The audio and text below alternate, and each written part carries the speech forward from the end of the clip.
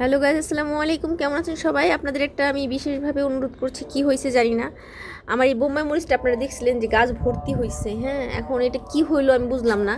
দেখাচ্ছি আপনাদের এই যে দেখছেন কেমন গাছের মধ্যেই এমন হয়ে আছে, মানে অসম্ভব কষ্ট। এই যে দেখছেন আমি এই যে পাতাগুলো টলে টলে গেছে, বুঝলাম না যে মাটিটা একটু সুন্দর করে দিছি। এই যে আরও দুইটা মরিচ আমি মাত্র ছিললাম, দেখছেন। আমার মনটা খুবই খারাপ যে আমি কি করবো এই মরিচগুলা দিয়ে।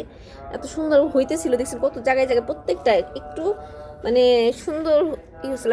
চারটা মরিচ আমার নষ্ট হইলো, আমি সকালে দুইটা ফেলে দিয়ে গেছি স্কুলে যাওয়ার সময়।